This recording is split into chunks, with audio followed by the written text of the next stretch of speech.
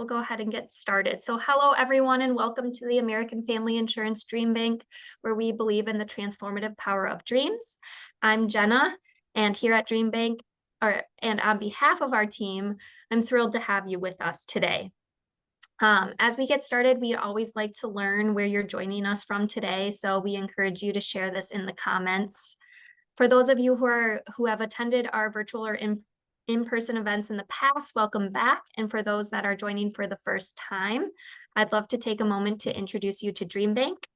Here at American Family Insurance, we believe communities are stronger and the future is brighter when people are actively pursuing their dreams. That's why we created DreamBank, an inspirational community destination and digital experience dedicated to dreamers everywhere. From our daily event series to immersive signature programs, there's something for every dreamer. Our offerings are designed to help you celebrate the dream journey, overcome obstacles, and stay motivated. Now, I'd like to introduce you to our speaker, Michelle Maryns. Michelle is the founder and CEO or Sparkler in Chief at We Sparkle Co., a generator-backed public benefit corporation building a stronger and more inclusive economy by equipping underestimated entrepreneurs with the AI-powered tools they need to succeed. Michelle, thank you so much for joining us. I'll let you take it from here. Thank you so much. I appreciate the introduction, and I'm excited to meet all of you. Thank you for registering and attending this webinar powered by DreamBank and for having them invite me. So you are here for our session on tech tools to boost business. I'm just gonna share my screen and we'll start the presentation.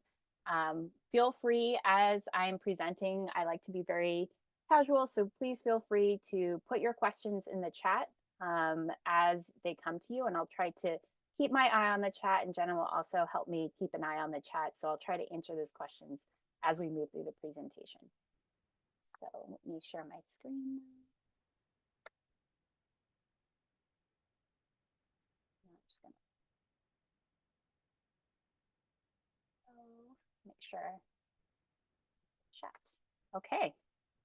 Well, welcome everyone. As Jenna mentioned, I'm Michelle Tran Maryns. I am the founder and CEO of the Sparkler in Chief at We Sparkle. And we really focus on providing AI-powered tools to small business owners. So I'm curious to learn about all of you and your businesses. Feel free, as you are putting in a chat where you're from, to also put in maybe a little bit about you and your business as well, because I'll try to use examples that fall along with the businesses that you're a part of. So the purpose of this webinar is really to share 5 ways that you can use technology in order to boost your business. And I'm going to walk you through some of the proven tech tools that you can use and explain how you can work alongside me to leverage these tools to start and grow your own business effectively. Our goal is always to help you work smarter, not harder. So I get this experience because I've helped thousands of entrepreneurs over the years. Most recently, before starting We Sparkle, I was the Chief of Strategic Initiatives at MITA, which is a community development financial institution, or a CDFI, that was named by the US Department of Commerce as the top minority business development agency in the country for 4 years in a row. So I've worked with all types of entrepreneurs in different industries at different stages of their business, all the way from I have an idea to I've now grown my business, it's been profitable, I'm ready to retire and ready to sell my business. So I've really seen the gamut of things and have seen what can help businesses really grow.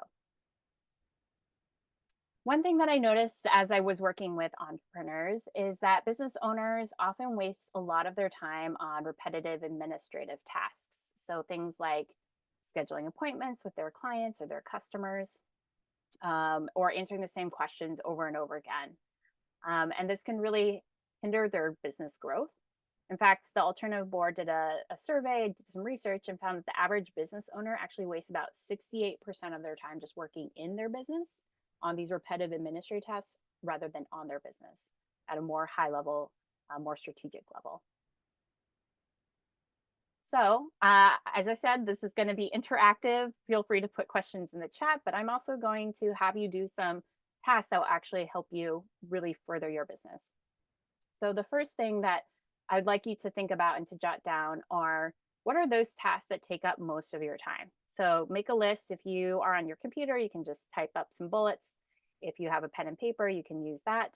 But I want you to think about the things that take up a lot of your time.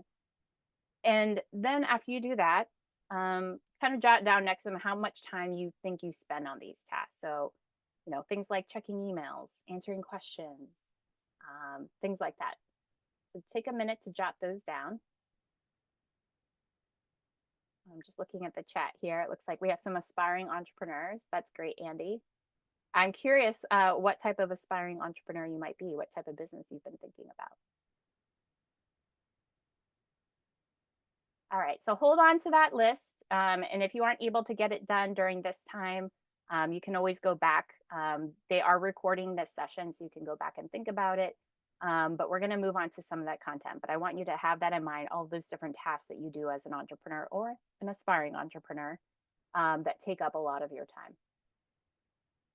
And so today I'm going to talk about how technology can help you automate some of those tasks on that list that you just jotted down.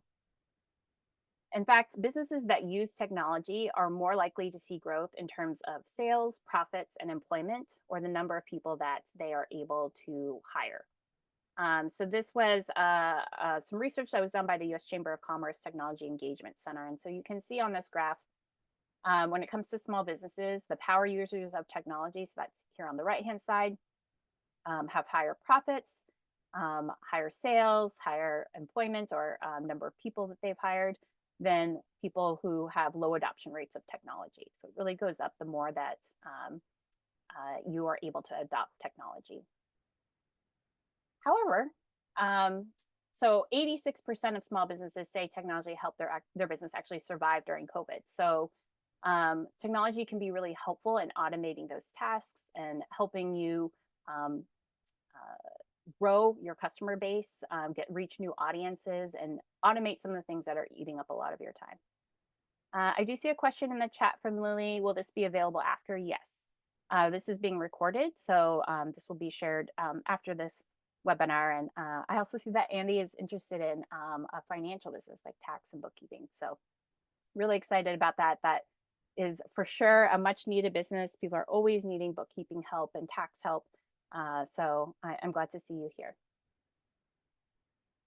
So even though 86% of businesses said that technology helped their business survive during COVID, only 38% of businesses actually use software or emerging technologies. So this is an area of opportunity for a lot of entrepreneurs. So I'm going to talk a little bit today about how you can use technology to help you save time and also increase your profits as a business.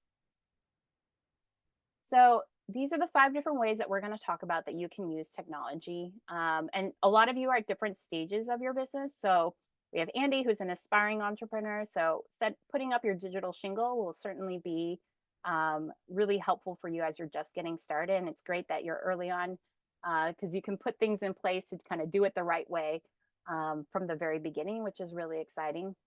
But even if you've been operating your business for a while, there's some things that you could use to enhance your business and help it to grow more. Then we'll move into talking about gathering leads or potential customers. We'll talk about using technology to connect with customers, new customers, but also maybe you're growing and you need new team members and other partners. Then we'll move into talking about selling, upselling, and cross-selling. This is one of my favorite topics. And then lastly, we'll end with kind of continuing to manage your time using technology. So the first thing we're going to talk about today is about putting up your digital shingle. So, back in the old days, you wanted to start a business, you would set up your shop, your store, and you'd put a shingle out or you put a sign out saying, hey, we're open. You can do the same thing online.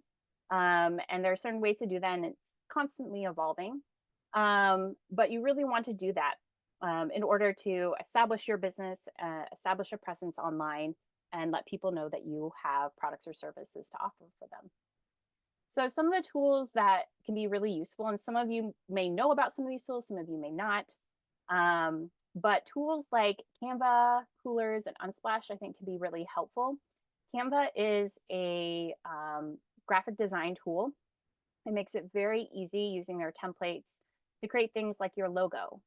And that's usually where most businesses start. If you are an aspiring entrepreneur and you haven't come up with your logo, that's something that really encourage you to create. And you can use tools like Canva that have logo templates, and then you can change the colors. You can put your name in, your business name, add shapes, add images, whatever it is that you want to do, and come up with your overall brand design. Coolers is a free tool. So all the tools I'm going to be talking about today have free versions of them or a low cost. And because I know that if you are an early stage business owner, you want to save on costs as much as you can, especially early on, because you haven't necessarily had the revenue yet.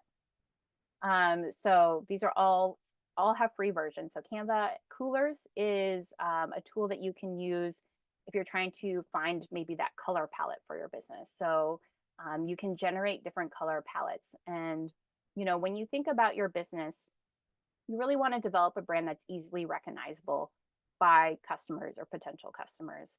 Because people, depending on how they're interacting with your business, they may be scrolling through a feed, and they can be scrolling really fast through their feed and maybe not notice something. But if they just glance and they see your colors, they see your logo, they'll immediately recognize it. So think about businesses like Coca-Cola, for example. What's the first color you think of when you hear the name Coca-Cola? You can put in the chat if you want. Red. Yes, exactly. So even if you don't see very much, when you see that red, it's probably Coca-Cola. If you even see part of their logo, like maybe the part of it is kind of obscured, you can tell it's Coca-Cola because they have that red color, the white font, that's kind of that script. Even their bottles are very distinct. The way they design their bottles, you see a broken Coca-Cola bottle, you can probably recognize it because it has a certain shape. So that is your goal, is to really develop your business logo and brand so that people can easily recognize it, even if they're just scrolling through their feed quickly, they happen to pass by and see an ad. You want them to immediately know that that's your business. So Coolers can help you with kind of developing that color palette. It can suggest or generate palettes for you, and you can kind of sort through those and figure out, what colors do you really want to be representative of your business. Unsplash is a free tool too to get images. So let's say you're starting to create social media posts for your business, or you are populating your website, you're making flyers. You probably want to have some images. You don't want just text to explain your business. And so sometimes using tools like Unsplash, which has royalty-free, copyright-free images that you can use. And some of these tools are integrated into other tools. So like Canva has a contract with Unsplash, so they can bring those images in, or you can go directly to their website and find some images for you to use as part of your branding. So you really want to establish that branding. Once you get that logo, that brand design together in terms of the colors, the fonts that you use, the images you use, you want to then put up your digital shingles. So you want to have a web presence that you have established online. Oftentimes business owners will establish that web presence through social media first. So there are many different social media channels like Facebook, Instagram, LinkedIn, or TikTok. And oftentimes business owners will start with the social media because, you can create a free account and get going. And it's where a lot of people are already congregating. So it can be a good way to create awareness about your business and then drive that traffic to your landing page or website. In terms of social media, you don't need to be on all of them. In fact, I don't recommend you're on all of them. Each of the social media channels has a different audience, and you really want to think about who is your ideal customer, who is your target customer, and where do they get their information? Let's say you are, for example, like Andy, and wanting to start a financial business that's around tax and bookkeeping. Probably not going to get a ton of customers from Instagram. Maybe Instagram is a very visual platform. It's really great for artists, so if you're a painter or you sell ceramics, definitely want to be on Instagram because it's such a visual platform. But if you're doing tax and bookkeeping, probably most likely LinkedIn. A lot of your customers might come from LinkedIn because it's a more professional type of social media channel. So you really want to think about who is your target audience, and then figure out which channels you need to be on. And you only want to start what you can maintain and manage. And so you want to be very strategic about which social media channels you pick. You can still reserve your name, create an account on other channels if you want, but you really want to be active on the ones where you think your target customer is and really invest that time into those channels. And even though you've established maybe a web presence through social media, you always want to be driving people from your social media account to your landing page or your website.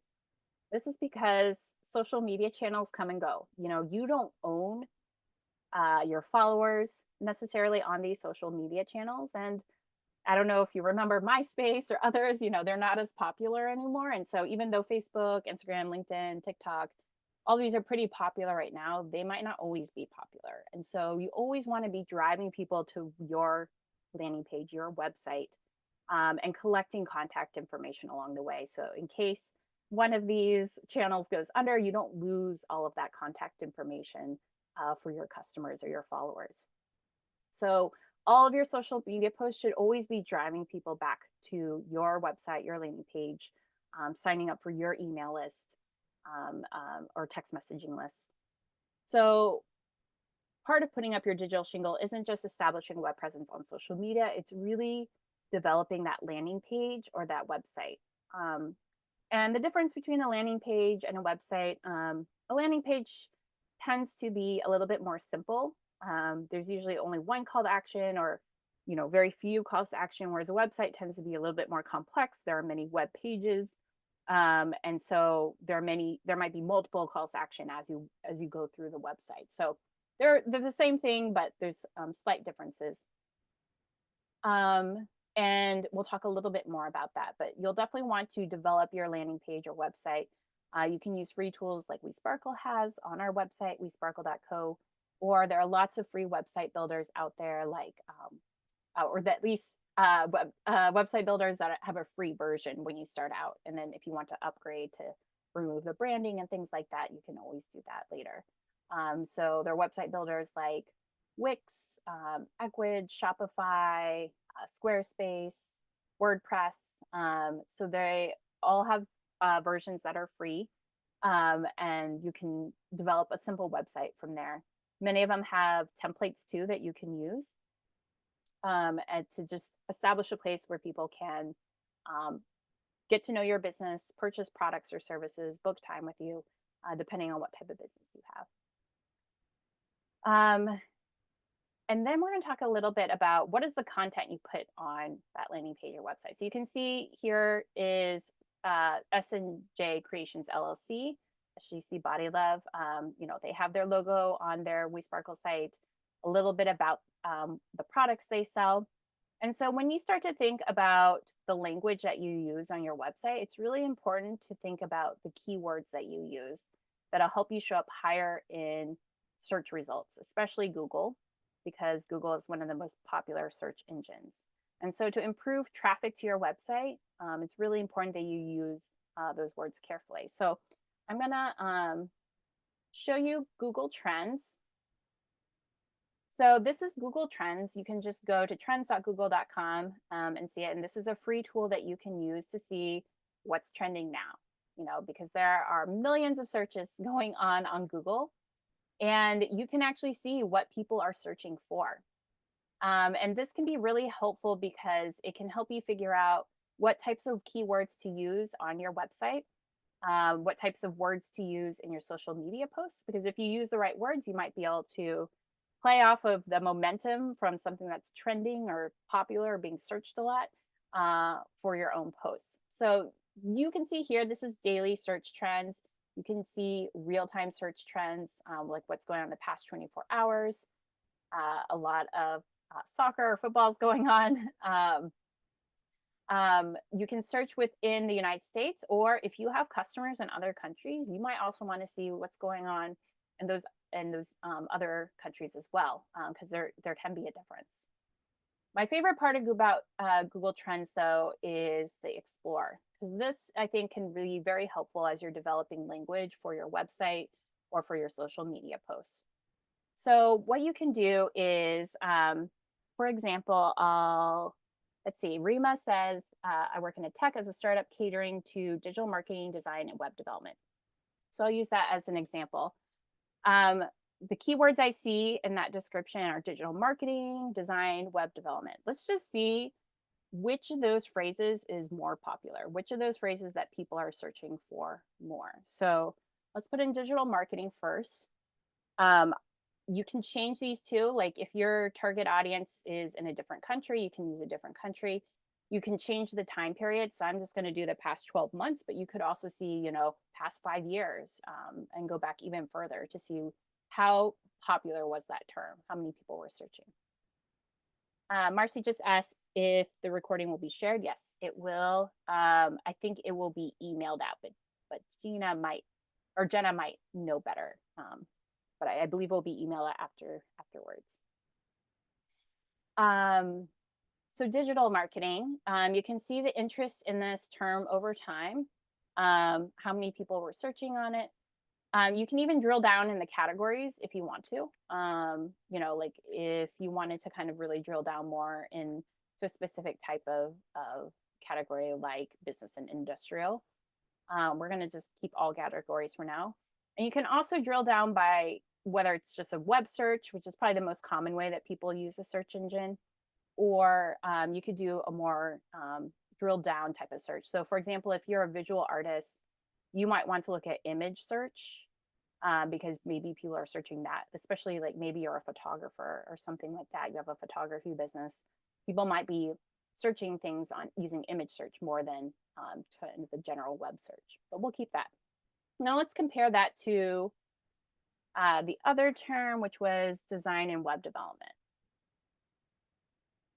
And just see which one is being searched for. And you can search more terms than that, but we'll just do these two for now. So you can see digital marketing is definitely searched a lot more than design and web development. Maybe that's because I had the and, maybe people don't use that. So maybe we'll just do web development. And you can see digital marketing still searched a lot more than web development because blue is the digital marketing, red is the web development. So, for your startup, you probably want to use the term digital marketing a lot on your website, in your social media, because that's something that people are searching for a lot. And then hopefully, if they're searching for that, your website, your content and information will show up higher in search results because of that. So it can be a good way to kind of compare terms. If in your particular business or industry, there may be different terms that people use, you can find the ones that are more popular. You can also see breakdowns. So for example, some of you might work in particular states. For some reason, Alaska is really interested in digital marketing. They're Googling it a lot. Florida as well, Hawaii, Connecticut, Nevada. So you can look at different terms and see if certain states are maybe searching for that particular item more. And that might help you target. So maybe you're trying to figure out, we offer a particular service. Are there certain states that are looking for those services more than others? So that can be really, really helpful tool. You can also see related queries. So when people are searching digital marketing, they're often searching for other types of things as well. So faceless digital marketing is one related query, Forbes digital marketing 2024. So I'm guessing that must be some sort of conference, I'm guessing. So people are searching that a lot. It seems to be a really popular conference. Maybe that's somewhere that you want your startup to be present at, sending someone to that. So you can kind of see, here's one, boost your healthcare brand. That's a popular search. So maybe, doing digital marketing for healthcare would be something that would be helpful. So being able to see the related queries can be really helpful in learning more about your potential customers and the kinds of things that they're asking questions around. And obviously you can see the same for the second term that we did with web development. So I encourage you to play around with Google Trends and see what you come up with.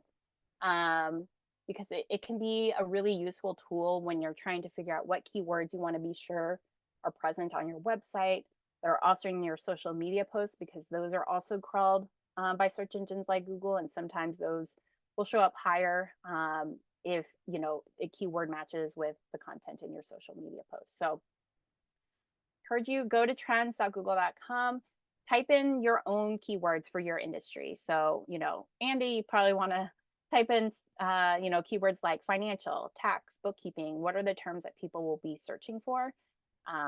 Bookkeeper near me might be a related query that you see pop up, but there might be other queries as well. So take a look at that and see what you can learn about your particular industry. Now I'm going to talk a little bit about AI.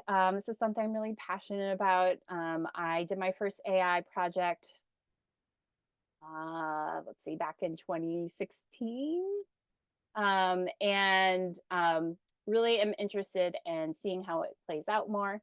But there are a lot of different tools. You've probably all heard of ChatGPT, I'm sure, because it's always in the news now. But Google has Google Bard. There are other AI tools out there. And I wanted to just show you how you could use ChatGPT for your business if you haven't already. Some of you may be using it. And if you are, feel free to put that in the chat, how your business is using ChatGPT. But I would encourage you to try asking it a question. There are free versions of ChatGPT. It's maybe not the latest version, but they do have versions that work really well that are free that you can try out and see if it can answer a question that's relevant to your business. So I'm going to go to ours just to demo this for you. You can use it in a lot of different ways, but you can ask it different questions. You can almost think of ChatGPT as like a glorified search engine in a way, because ChatGPT was basically trained on the internet, and there's tons and tons of information and data on the internet. And it delivers answers instead of a list of links that you then have to click into and then read the content on the website. It basically summarizes the information on all of these different websites to give you an answer that it thinks makes sense. I say it thinks it makes sense because I would never copy and paste things that you see in ChatGPT and use them.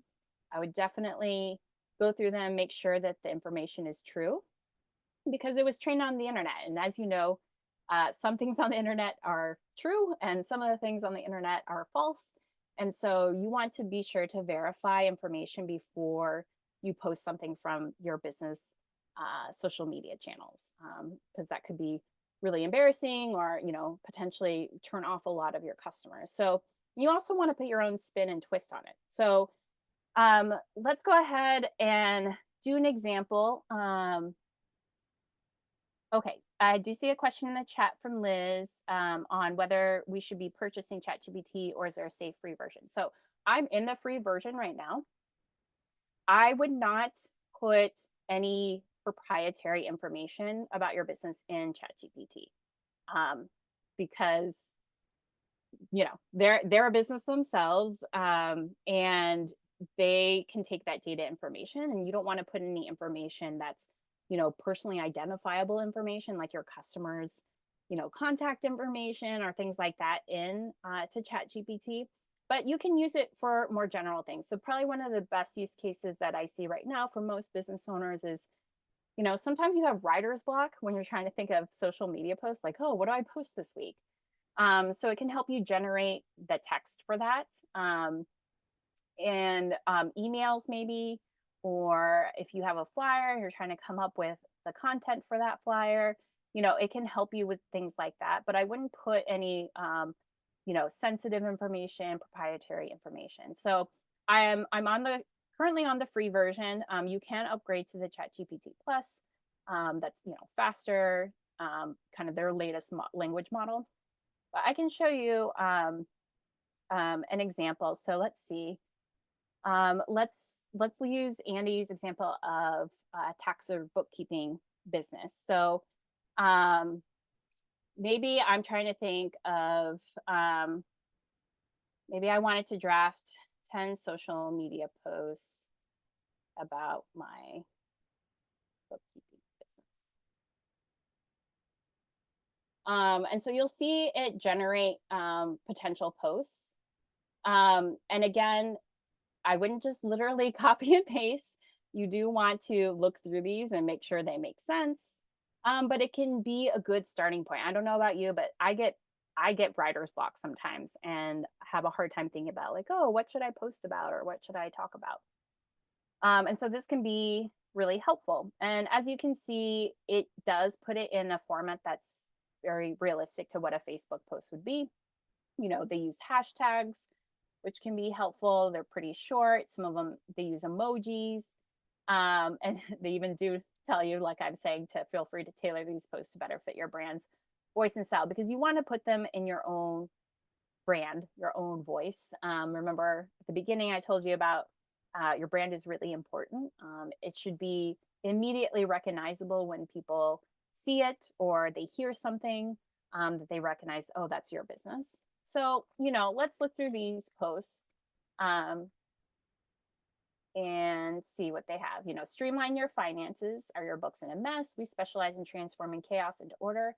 Contact us today for a free consultation and discover how we can help your business thrive. They use the emojis, they use the hashtags. This looks like a post that I would see. You might want to personalize it. I like this, are your books in a mess? Because I can identify, I'm sure other business can identify with that. So that is eye-catching. The emojis are eye-catching. I love that they put, specialize in transforming chaos into order. Maybe instead of contact us today, I'd write, email us at Andy's bookkeeping, Andy@bookkeeping.com or whatever your email address is for a free consultation. I might even put in a link to where they can schedule a consultation. So really make it your own because these are just generic, what it thinks a Facebook post would sound like, but obviously you want to customize it for your particular business, but it gives you a jumping off point and somewhere to start.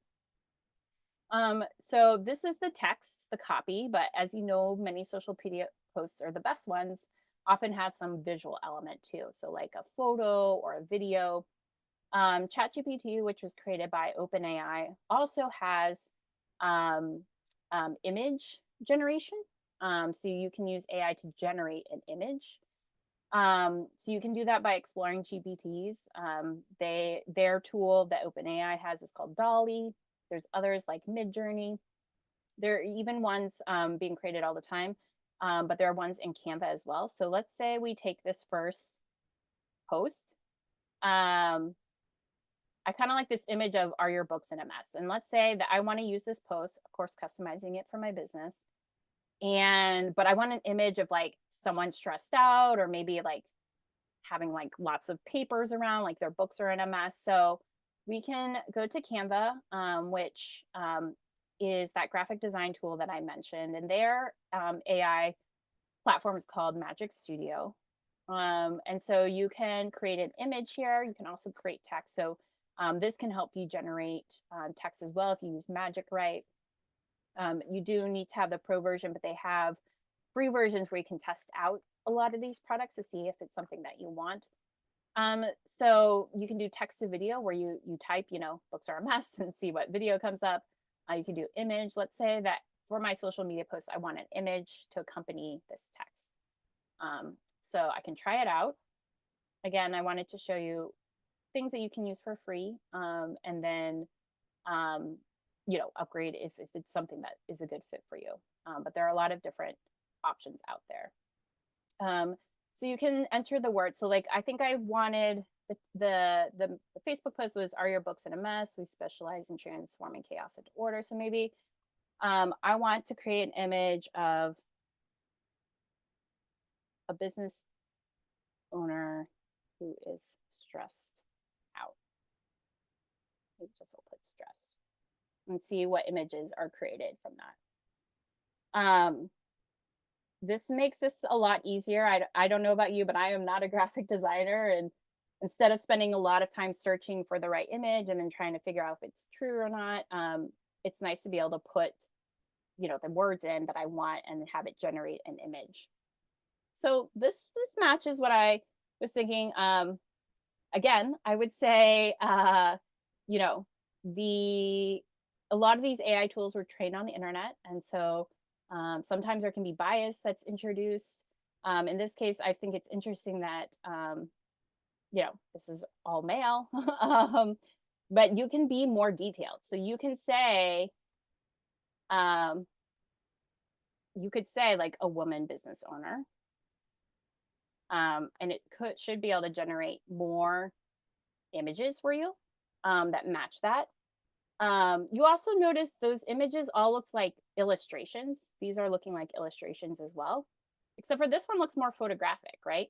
So you can also be more specific. You can say like, I want an illustration of this, or maybe you want more of a graphic, or maybe you want more like of a photograph. So you can specify in your prompt the type of image that you want. You can keep refining it too. Same with the text. Like if I wanted to, I could say, make these posts more humorous. Maybe that's part of my brand, is I have a very funny, like casual, low key kind of business. And so I want it to be more humorous. So I could have said, it generated these Facebook posts, but I could say, make these posts humorous and see what it generates. So it tries to be a little bit more funny. We'll see what it comes up with, but you can always refine your prompts and get it to what you want more. And so let's say this is the image that I want. Let's see what it came up with.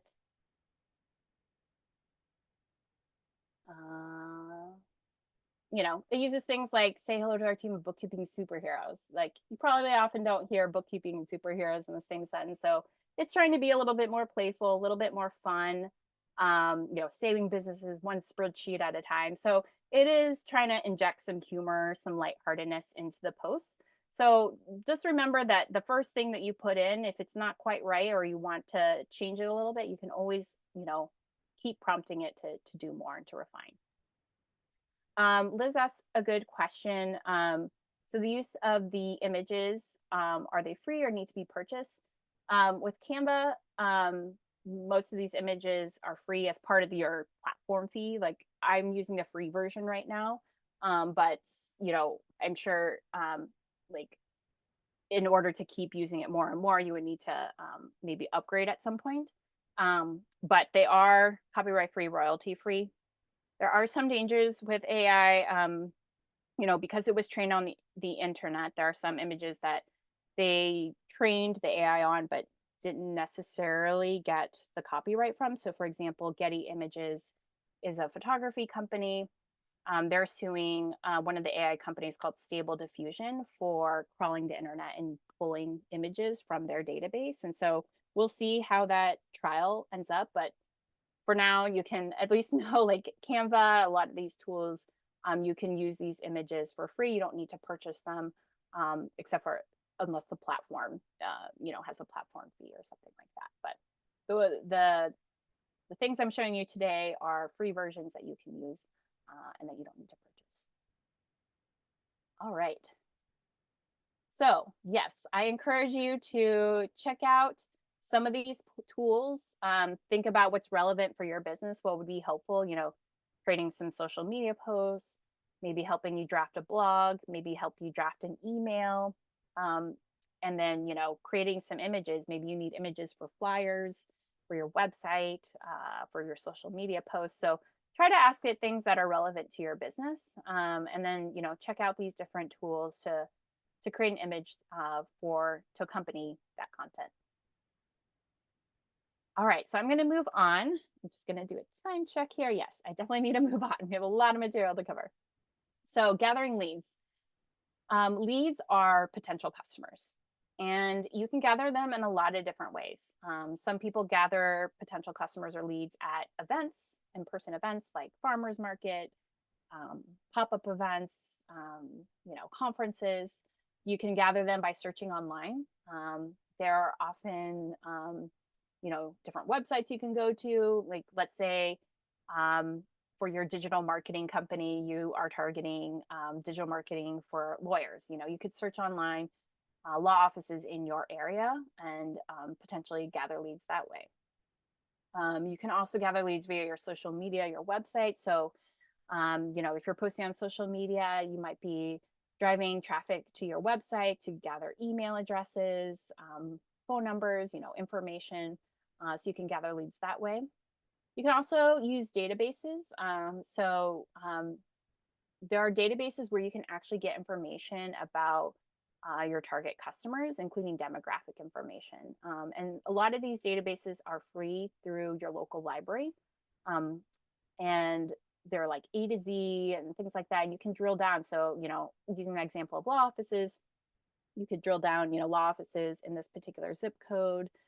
You sometimes can see demographic information if you're targeting people of a certain household income or a certain geographic location, certain age. So you can find a lot of good information, potential leads from these databases. And a lot of the local libraries have an entrepreneur librarian who can even help you navigate these databases. So check with your local library and see if they have any resources like that available. You can also gather leads using lead magnets. Lead magnets are essentially things that you give away for free in order to collect contact information or collect leads. So you can see here on the Sparkle site an example of Coach Candace's lead magnet. I can show you what that looks like. But you really want to think about what is something that you can offer for free in order to get the type of customer that you want, like a qualified lead, someone who's actually really interested in your product. So I'm going to show you Coach Candace and how she does that really well. So Coach Candace is a business coach, and she uses her Sparkle site here as the link in bio tool on her Instagram account. So if I, let's say I saw a post from her on my Instagram that's like, hey, come work with me as, trying to start a business, like come and schedule time with me. So I could do that and book time with her. I could also potentially buy her entrepreneur success journal. So I'm looking at her Sparkle site now and it's $22. And I'm like, oh, I'm kind of interested in purchasing that, but I'm not sure. Luckily, she provides a sample for it. So this is her lead magnet. In order to sell more entrepreneur success journals, she has a sample of the journal so that you can see what it's like. So I could put in my email address and click download. And then that sends me to this sample and I can see, okay, is this something that would be interesting for me? And she gets an email notifying her that, hey, info@wesparkle.co just downloaded your sample. So then she can follow up with me and say, hey, I saw you downloaded sample. Would you like to purchase the success journal? And maybe to incentivize it, she throws in a coupon for like 10% off, So because she knows I'm a qualified lead, I am so interested in this journal that I downloaded the sample. So she knows I'm actually really interested in it. And so maybe sweetening the deal to just kind of close it is something that she wants to do. But definitely following up with people who download your lead magnets can be really helpful. So back. Once you do have people who are accessing your lead magnets, your freebies, you want to make sure to store all of those contacts in a CRM. So a contact relationship management tool or a customer relationship management tool. There are many different types out there. I mean, you've probably heard of like HubSpot and Salesforce and others. I would say, there are some free versions. I would warn you that some of those free versions, once you get off the free version, the prices can be quite expensive. So definitely do your research ahead of time and don't commit to a CRM until you feel like this is the one for me, because sometimes it can be really hard to migrate information away if you decide like, hey, I don't really want to be paying these prices, or, I just want a different tool. So I would start out even just using like an Excel document or Google Sheets if you use Google Drive. But storing that information somewhere is really important because that's really useful for you. On the WeSparkle platform, that automatically saved my email in her CRM because we have a CRM built into the platform. So it automatically saves people who've downloaded your lead magnet. And then you can sort and filter by the tags and and contact those people. So find what works for you. We have a version for free on our platform, but there are other versions out there. Just kind of do your research and figure out which one works best for you. But no matter what, at least keep those contacts in something, even if you aren't using a tool that's available online, at least, be storing those contacts somewhere, whether that's an Excel sheet or uh, a Google sheet, or, if you're very old school, you could have kind of the old school ledgers, but you want that information easy so that you can email those people, especially maybe mass email them. For example, if you are doing a sale or you're going to be popping up at an event, you want to easily be able to notify all of your leads that, hey, we have a sale going on. So that's why it's important to tag your leads. And that way you can personalize their experience. So when I put my email address, info@wesparkle.co, to download Candace's sample of the Entrepreneur Success Journal, it tags that I downloaded it. And that way she can see everyone who's downloaded, and she could mass email them and say, hey, I saw that you downloaded my sample. Would you like to purchase the journal? Here's 10% off. That's a more personalized email than if she were to just email everyone in her email database, because she knows that we took a certain action. When you personalize your communications with leads, they're more likely to open the email or to take action.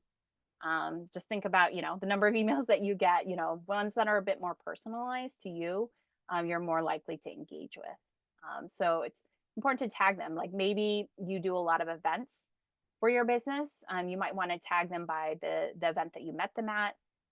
You might want to tag like potential customers versus current customers. You might want to tag, by different groups. So really make sure that you label and tag those so that you can easily personalize your communications with them.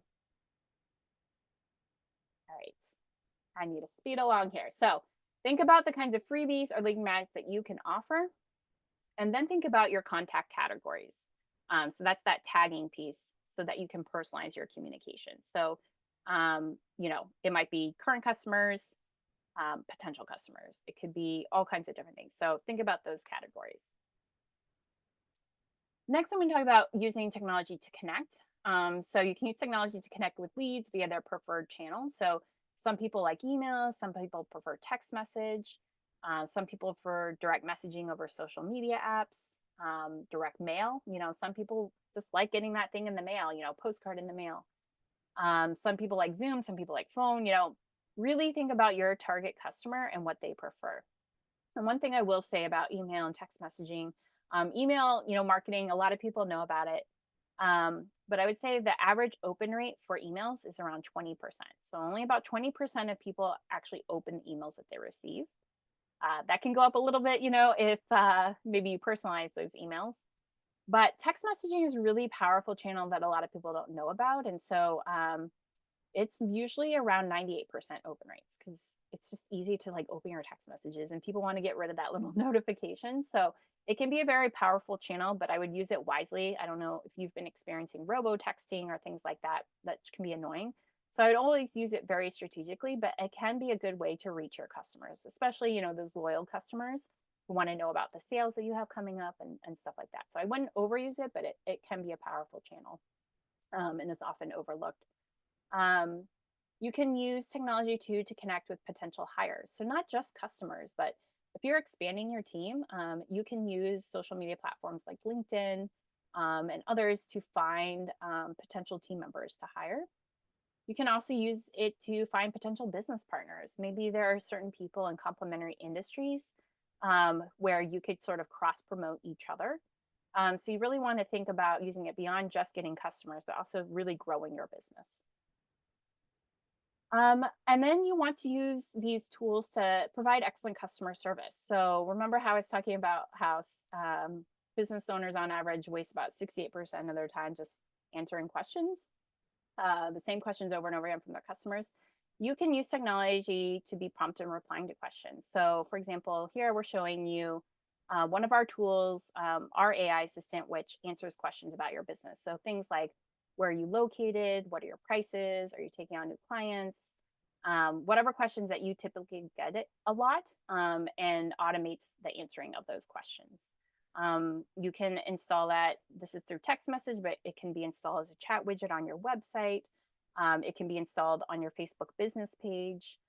So there are different tools out there that can help you with being prompt and replying to customers, because sometimes if you aren't prompt, that customer will move on and find a different business that responds to them. So you do want to be quick about responding to customers, whether you're doing that manually, which can be time consuming, or eventually hopefully automating it so that it saves you a bit of time. And that way you can focus your time more on those kind of more thorny questions and not just the questions that are, easy to answer. And you can also use technology to encourage customer reviews and testimonials. So this is something that I highly encourage business owners to use. Is after they purchase your product or service and they've gained value from it, you really, really want to ask that customer to leave you some feedback. Maybe ask them for a testimonial, because over 99.9% of customers look at reviews. Like, think about it. Before you go and get your car fixed somewhere, before you get a haircut, you always look at the reviews and see how do other customers, respond to this business? Do they seem like they had a good experience or not? And so you really want to be able to get those reviews and testimonials, and you can actually automate through the WeSparkle platform to gather those testimonials. Other platforms can do this as well and gather that feedback, because it helps you learn how to improve your products and services. But you can also use those testimonials to gain more customers, because if they see, hey, you got a lot of really good reviews, they're going to want to do business with you, to purchase your products or purchase your services. So the way we have it set up is that you can time when it asks for those reviews. So it could be an hour after they've purchased, or it can be a day after they've purchased. So whenever you think that customer is going to gain the full value of your products or services is when you want to time the asking of that testimonial or that feedback. Because if it's the kind of thing where it might take like a week for them to realize the full value of your product or service, you're going to want to time that review, asking for that review or that testimonial about a week after, so that they can see the full breadth of value that they're getting from it. So think about, what are the questions that you get the most? What answers do you give? And then think about who you can ask for a testimonial today, and really start thinking about that. That's really critical for your business. All right, selling, upselling, cross-selling. And I know we're running out of time, so I'll be quick. People often think about selling, like getting new customers, but actually retaining existing customers is 7 times less expensive than getting a new customer. And upselling, or selling someone a more enhanced or premium product or services, can actually increase your revenue between 10 to 30%. You can actually use tools to help you automate this upsell or cross-sell. So the difference between upsell and cross-sell is more selling a complementary product. So if you buy peanut butter, you might also be recommended jam, because peanut butter and jam go together. An upsell is more upselling like a more premium, higher cost type of product or service. So you want to automate this to do it at the right time so you don't miss out on opportunities. So for example, if someone books a haircut with you, you might prompt them to say, hey, would you like a deep conditioning treatment as well?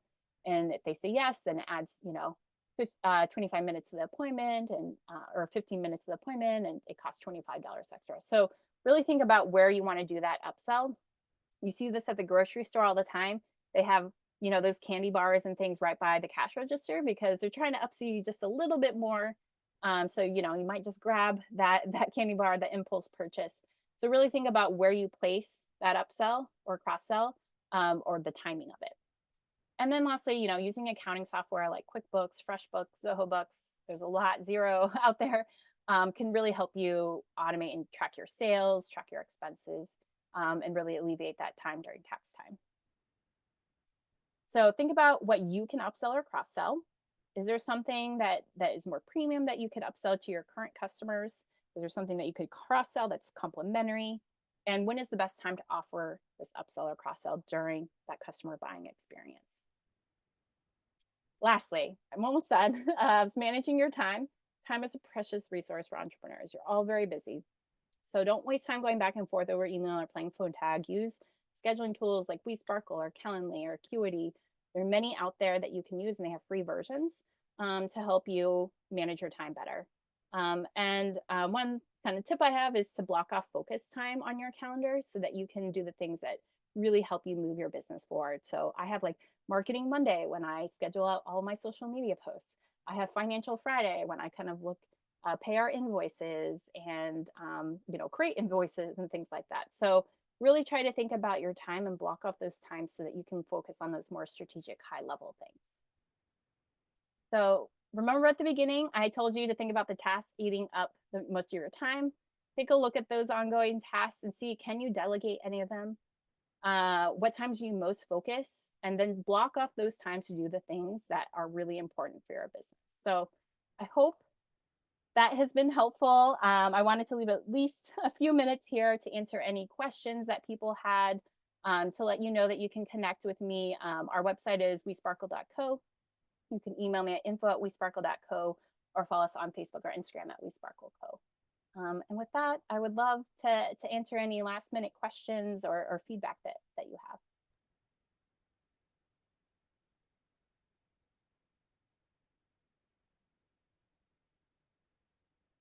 Thanks, Michelle. We'll give it a second to see if any other questions come through before we wrap up.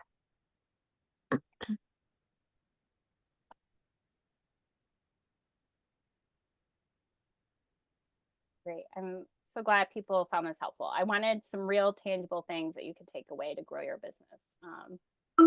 Definitely think about those lead magnets.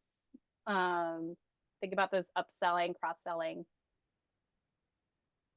Okay, recommendations for Excel/spreadsheets. I mean, they both work well. Excel, if you have access to that, is great. If you don't, Google Drive has Google Sheets, which is exactly the same as Excel. So I use Google Sheets, but whichever one you prefer. Some people like the Microsoft Excel environment more. Some people like the Google Sheets environment more. Rima, did you have a question? Hi, I just wanted to say really quickly that this was really informative and I appreciate it. And I was wondering if you had any tips for, because I'm kind of a smaller startup, so I have, there's other people I work with. It's a pretty decent team. The tasks are, it's just that as we grow, it's getting a little bit difficult to kind of juggle everything and also work in like finding new customers and also work in like all the different aspects. So I was wondering if you had any tips, general really, for this sort of small, like 20 or less kind of people size of company. Yeah. So I definitely would recommend some project management tools. Once you're hitting around 20 people, it is a little bit harder to coordinate all the different tasks getting done. So there are project management tools out there, but even if, you use simple things like if you have, Google Workspace, you can just use a Google Sheet or, Excel sheet to kind of outline the tasks and who's responsible for doing it by when. So you can manage things that way. But there are other project management tools out there like Zoho Projects or Asana or Basecamp. There's quite a few different ones. I think that can be really helpful. And I think making sure it's clear what roles people have, like what tasks go to certain roles, and kind of checking in. We do daily stand-ups, so we know what people are focused on for the day. And then at the end of the week, we kind of do a demo day to show like what we did that week, celebrate, practice gratitude for everything. So I would say, we could have a very long conversation about this, but definitely document and put down who is doing what by when. I think that's really important to keep clear on that. Okay, thank you very much. Great. Thanks, Michelle. We are at time, so we are going to have to wrap up here, but thank you so much for sharing your time and insights with us today. It was such a great session. Here at DreamBank, we truly believe in the power of dreams and celebrate that our community is made up of fellow fearless dreamers. To all who tuned in, we thank you for joining us, and we look forward to continuing to learn, grow, and dream together. You can learn more about upcoming DreamBank events and content design with your dreams in mind by visiting our website and connecting with us on our social channels. On behalf of American Family Insurance and DreamBank, we look forward to hosting you again soon. Until next time, and keep dreaming fearlessly. Thank you.